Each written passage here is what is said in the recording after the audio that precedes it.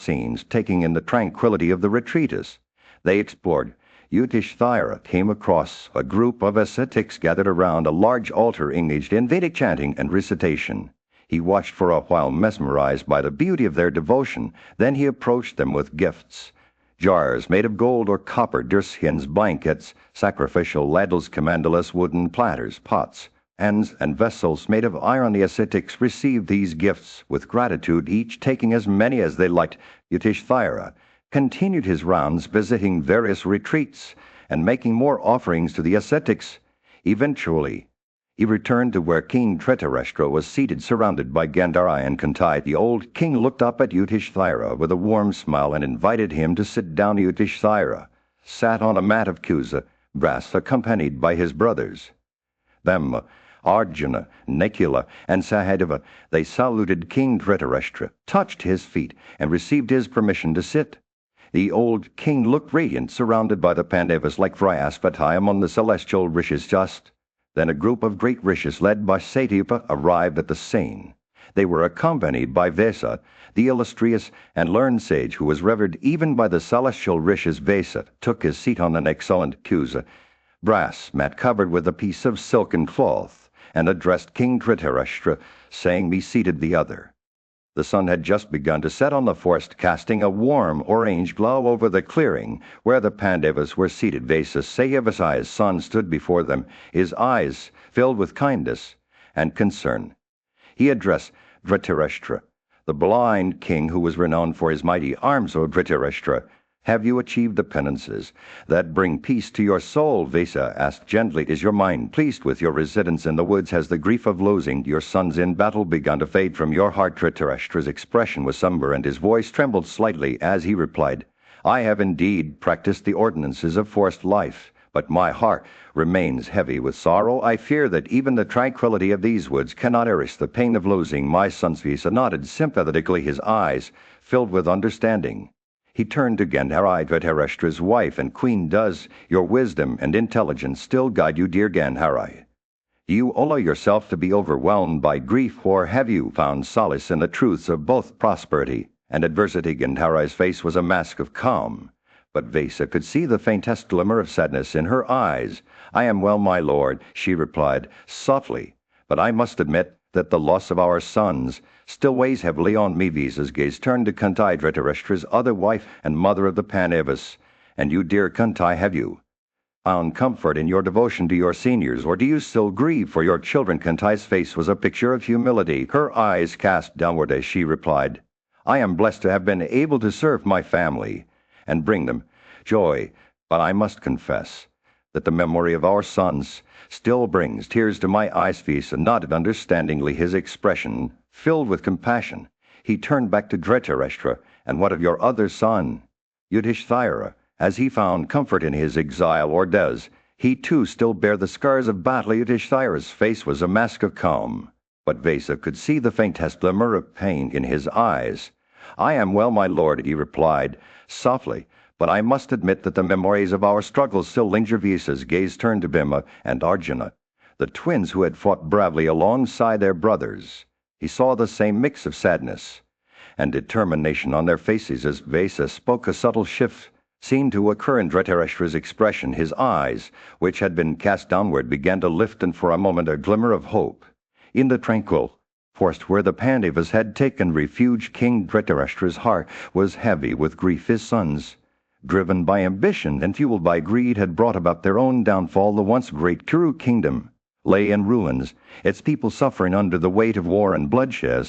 The king sat amidst his family, surrounded by the wise rishis who had come to offer solace. He poured out his anguish before them, his voice cracked with emotion as he spoke of the devastation wrought by his own sons' actions.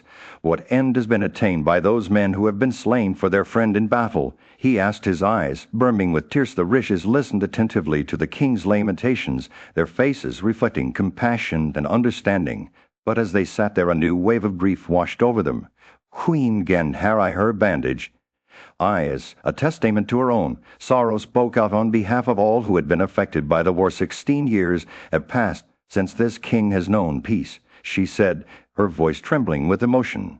He is consumed by his grief for the death of his sons. Can you not, great Rishavesa, use your power to reveal to him what has become of our loved one? As Gandhari spoke, Kunti's thoughts turned inward, her mind dwelling on her secret-born son who had been lost in the chaos of war. She knew that she must keep her memories hidden, but the pain still lingered within her. Visa, sensing the depth of their sorrow, looked upon them with compassion. He knew that he possessed the power to grant a boon, and his eyes shone with a deep understanding as he gazed at the king. Tell me, O king, Vesa said gently, what is it that you wish for? Let your heart be lightened of its burdens, and let us bring peace to this troubled household. The king's face was etched with pain, but in his eyes a glimmer of hope flickered. He knew that he had been given a rare gift, the chance to find solace and closure, and so with a newfound sense of determination, he spoke out, his voice steady and clear. I wish to see my children again. He said his words carrying on the wind like a prayer. I wish to know what has become of them, that I may finally find peace. The king's words hung in the air. A collective sigh seemed to emanate from the assembly, for in that moment they all knew that their journey towards healing and redemption had begun. In the midst of a grand assembly, Kunti stood before Vesa, her eyes filled with a mix of emotions. She began to recount an ancient tale, one that had been etched in her memory for years. O Holy One, she said, thou art my father-in-law, and therefore my deity of deities. Hear my words of truth. Kunti's voice trembled as she spoke of a moment from her past when the ascetic Dervises had visited her father's house seeking charity. She recounted how she had treated him with kindness, refusing to acknowledge his misbehavior, and instead serving him with care. Dervises, pleased with her devotion, granted Kunti a boon. Thou must accept the boon. I shall give fearing his curse. Kunti replied, so be it. The wise Rishi then whispered to her, O blessed damsel, of a beautiful face, thou wilt become the mother of Dharma. Those deities whom thou wilt summon will be obedient to these. Kunti finished speaking. A shiver ran down her spine. She remembered the day she had summoned Surya, the deity of 1,000 rays, and how he had divided himself in twain, one portion heating the worlds, while the other stood before her. Surya's words still echoed in her mind. Do thou ask a boon of me? Kunti's heart swelled with gratitude as she recalled her decision to request a son like him. The deity's energy coursed through her, and she knew that she would soon give birth to a child of great might. But fate had other plans. Fearing the consequences of Surya's presence in her life, Kunti cast her infant son Karna into the waters. Though she had tried to forget him, the memory of their brief encounter lingered within her. No, as she stood before Vesa, Kunti's eyes sought forgiveness for her past actions. She implored the wise Rishi to grant her a wish to behold her son once more and to bring peace to his troubled soul. Vesa listened attentively, his expression a mix of compassion and understanding. When Kunti finished speaking, he nodded graciously. Blessed be thou, O Gandhari, he said. Thou shalt behold thy sons and brothers and friends and kinsmen along with thy sires this night, like men risen from sleep. As the assembly listened in awe, Vesa revealed a profound truth, that all those who had fallen on the battlefields of Kurukshetra were not mere mortals, but divine incarnations sent to earth to fulfill their purposes. The Pandavas and their Aulis, he explained, were aspects of various deities born to accomplish great deeds. With these words, Vesa dispelled the sorrow that had gripped the assembly. As night descended upon the land, the weary warriors and their companions gathered around Vesa, the great sage. The air was alive with anticipation as they waited for the ritual to begin. Dhritarashtra, the king of righteous souls, sat among them, his body purified by the evening rites, his mind focused solely on the task at hand. The ladies of the royal household, led by Gandhari, sat in a secluded spot, their faces filled with a mix of emotions as the stars began to twinkle in the sky. Vesa, resplendent in his wisdom and power, emerged from his meditation. He had been preparing for this moment, purifying himself through intense penance. With a wave of his hand, he summoned the spirits of the warriors who had fought on both sides of the great conflict. The Pandavas and the Kauravas, the waters of the Bhagirathi, sacred and revered, trembled with an otherworldly energy. Deafening roar arose from within the river's depths, echoing the tumultuous battles that had ravaged the land just a few years ago. Slowly, the spirits began to rise, their forms taking shape as they emerged from the waters. The kings of old, mighty and proud, stood tall among them. Bhishma, Drona, Bharata, Drupada, and many more. The sons of Draupadi, Savadra, and the Rakshasa Yataka could join their ranks, as did Karna, Duryodhana Sekanai, and the children of Dhritarashtra. Air was electric with the presence of these legendary warriors, each clad in the very same attire they had worn during their battles. Their vehicles, once instruments of war, now shone with the celestial light as if infused with the essence of the divine. The ladies of the royal household gasped in wonder as the spirits, freed from the burdens of animosity and pride, radiated an era of peace. Gandhara's eyes widened as she beheld her children, all present before her, their faces serene and unblemished by the scars of war. Her heart swelled with joy, and a sense of pleasure washed over her. The assembly watched in awe as the spirits mingled, their forms blurring into one another like colors on a canvas. It was as if the very essence of life had been distilled onto the sacred sighted. Dhritarashtra's eyes shone with tears of joy as he beheld the spectacle before him. Through Vesa's gift of celestial vision, he saw his children in all their glory, their souls freed from the shackles of mortality. The king's heart overflowed with love and gratitude for this moment of reunion, a high carnival of gladdened men and women that would stay etched in the memories of all who witnessed it. As the night wore on, the assembly remained transfixed. The Vaisampayana's account unfolded like a celestial tapestry woven from threads of joy, reconciliation, and ultimate liberation as the great ascetic Vesa guided the procession of warriors towards their final destination.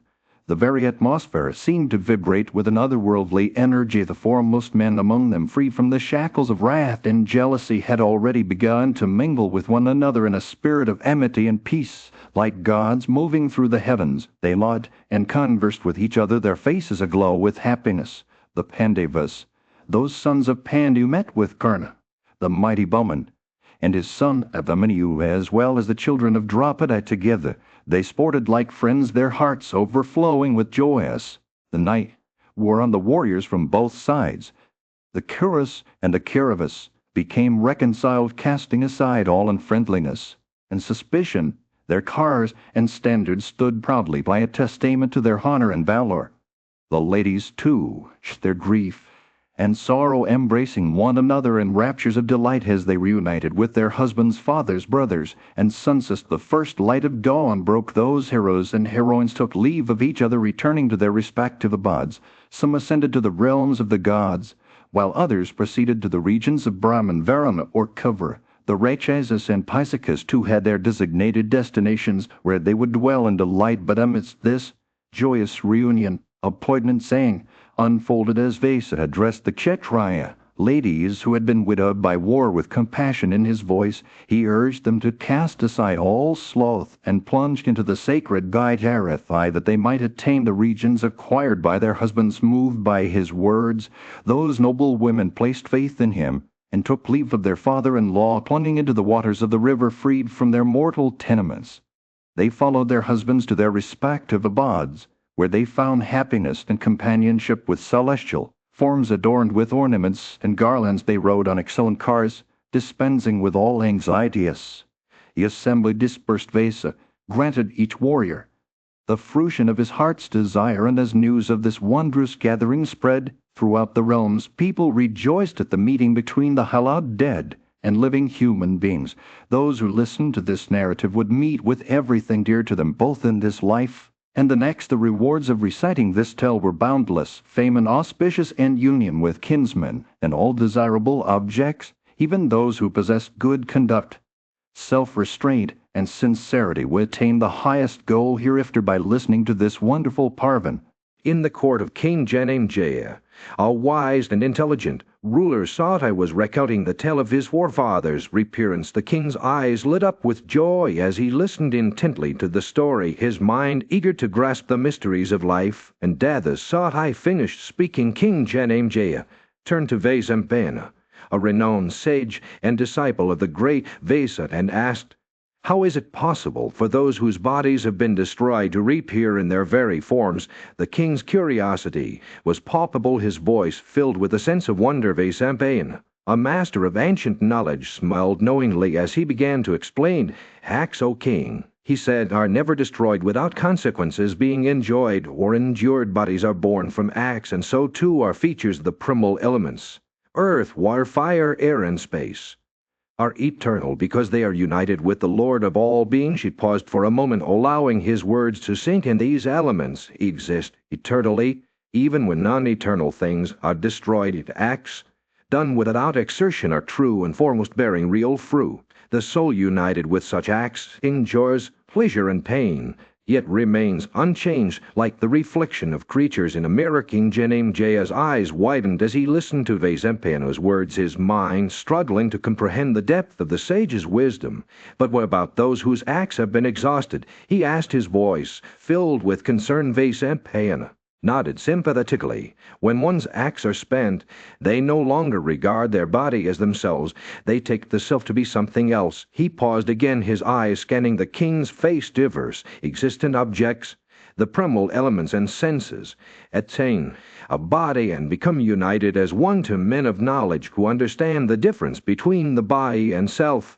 Those very objects become eternal. The sage continued, his words flowing like a river in the horse sacrifice. We hear that even when life breaths and senses are born to the other world, they exist eternally. I shall tell you what is beneficial, O king, if it pleases you. He leaned forward, his voice taking on a conspiratorial tone. You have heard of the paths of the deities in your sacrifices. When preparations were made for any sacrifice, the deities became beneficially inclined towards you, and when they came to your sacrifices, they were lords over the passage from this world to the next. Vaisampayana's eyes sparkled with understanding. By adoring the deities in sacrifices, one succeeds in attaining excellent goals. When the five primal elements are eternal, and the soul is also eternal, he called Purush.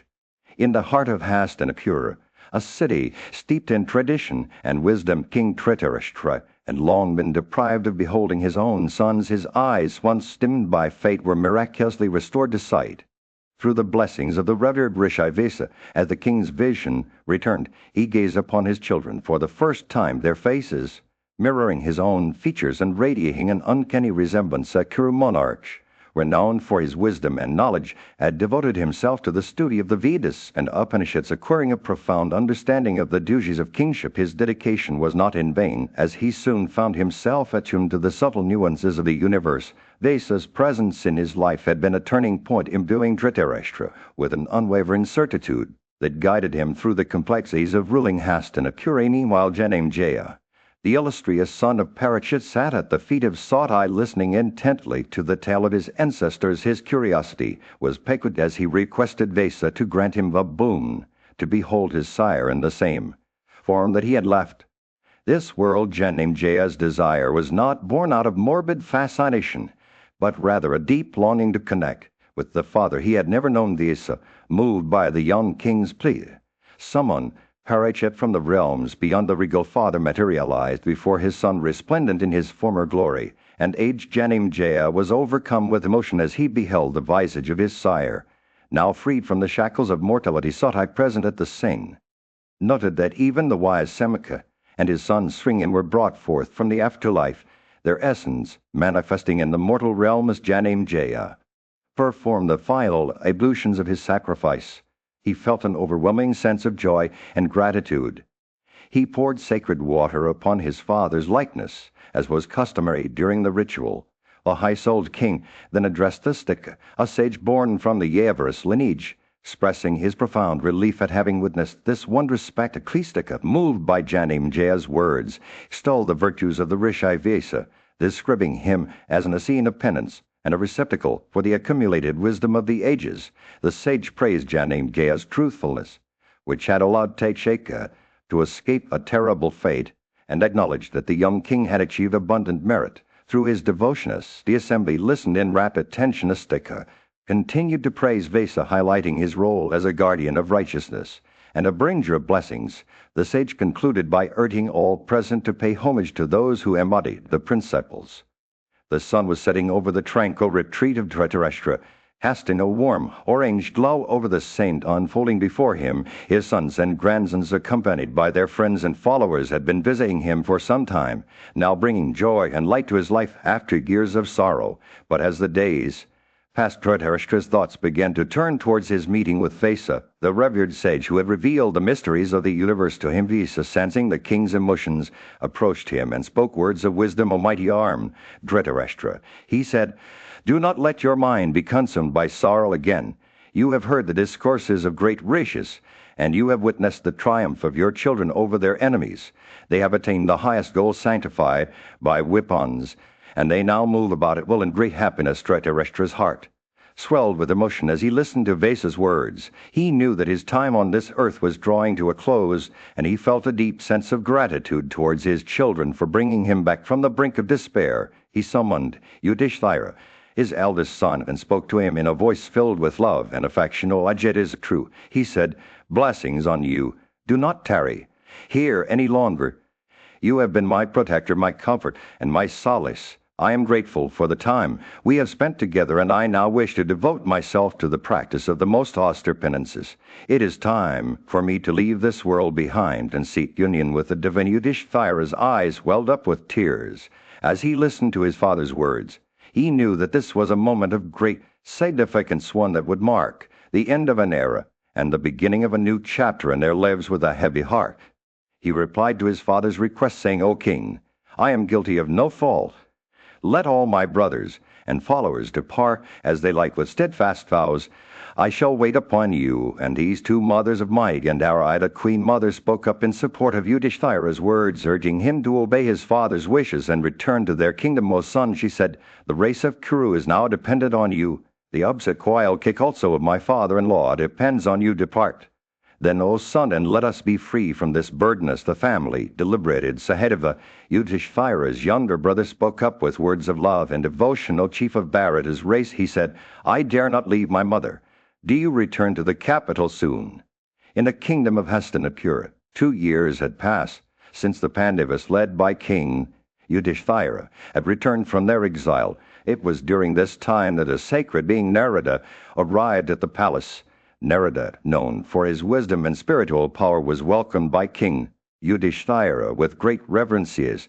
They sat together. King Yudhishthira inquired about Narada's journey and well-being. Narada shared that he had been traveling through various lands, visiting sacred rivers, and meeting many sages. He mentioned that he had seen the mighty river Ganga, which was said to have healing properties. King Yudhishthira's curiosity was piqued as he asked about his father Dhritarashtra, who was known for his severe penances. Narada revealed that after the Pandavas returned from Kurukshetra, King Dhritarashtra had proceeded towards Ganyapura, accompanied by his wife Gandhara and their sacred fire. There they began to practice extreme austerities, holding pebbles in their mouths and subsisting only on air. The king's body was reduced to a mere skeleton within 6 months, while Gandhara survived on water alone, and Kunti took food every 6th day. The sacred fire continued to be worshipped by the assistants who accompanied them as they wandered through the forest. Sanjaya acted as their guide, ensuring that the royal family reached the banks of the Ganga on fateful day. A fire's conflagration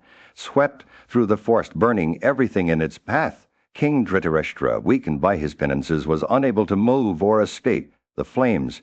He instructed Sanjaya to leave them behind and find safety elsewhere. The king's 2 mothers, Gandhara and Kunti, stood by him as he faced death as the fire engulfed them. King Dhritarashtra concentrated his mind, focusing on the ultimate goal of liberation. His wives and Sanjaya followed suit, restraining their senses and sitting still like wooden posts. When the flames finally consumed them, Narada witnessed the scene from afar and later shared it with King Yudhishthira. Upon hearing this news, the Pandavas were overcome with grief. They wailed loudly, mourning the loss of their father and stepmother. Even the citizens of Hastinapura joined in lamenting the tragic fate that had befallen the old king and his family. King Yudhishthira, however, eventually regained his composure and reflected on the ultimate goal of human existence, liberation from the cycle of life and death. As he spoke these words to his brothers, a sense of acceptance and detachment washed over him. The memory of their father's sacrifice would remain with them, forever a reminder of the power of spiritual devotion and the pursuit of liberation. The sun had just begun to set on the forest, casting a golden glow over the trees. As Yudhishthira stood amidst the ashes, his eyes fixed on the charred remains of his father's body, the once mighty monarch who had been engaged in austere penances and was said to have the strength of 10 1,000 elephants lay lifeless before him as he gazed upon the tragic, saying, Yudhishthira's mind wandered back to the days when his father had ruled the earth with wisdom and justice. He remembered the 100 sons who had been born to him, each one strong and prosperous, and the beautiful women who had fanned their father with palm leaves as he slept. Now it seemed those very same hands that had once brought comfort and joy were being used by vultures to fan his father's emaciated body. Yudhishthira's thoughts turned to his mother Pritha, who had abandoned the blazing prosperity of her sons to reside in the woods. She had been a woman consumed by grief, having lost all her children and now facing the loss of her husband as well. Yet even in death she had found solace in the vows that she had observed alongside her husband, and now they were together again in the afterlife. But Yudhishthira's sorrow was not for his mother or his father alone, it was for the senseless tragedy that had befallen them.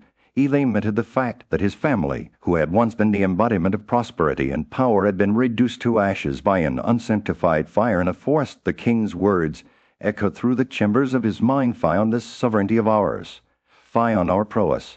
Fie on the practices of Kshatriyas, for what was their strength and courage worth?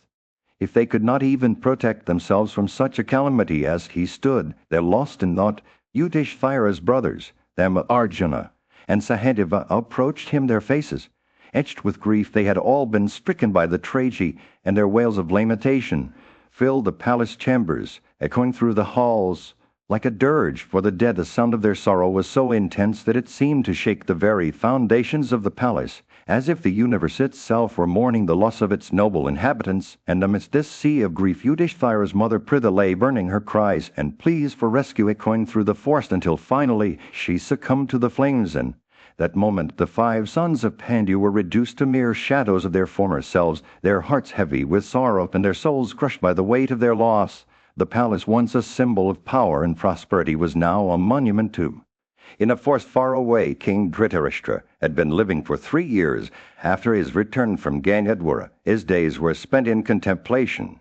Subsisting on air alone as he reflected on his life's journey, he was an intelligent king, and it was said that when he performed his sacred rites, the gods themselves would be pleased. The news of King Dhritarashtra's impending death spread. Narada Muni arrived at the court of Yudhishthira, the eldest Pandava brother, with a grave expression on his face. Narada told Yudhishthira that the king had not been burned to death by an unsanctified fire. Instead, it was said that when King Dhritarashtra had performed his sacred rites in the forest, he had caused them to be cast off by his attendants, and they grew wild in the woods. The fires then produced the conflagration that engulfed the entire forest. It was said that King Dhritarashtra's own sacred fire had united with this wild blaze, and it was in the midst of this union that he met his end on the banks of the Ganga. Narada told Yudhishthira that the ascetics dwelling on the banks of the Ganga had witnessed this. Even moved by Narada's words, King Dhritarashtra, accompanied by all his brothers and the ladies of his household, proceeded to the banks of the Ganga.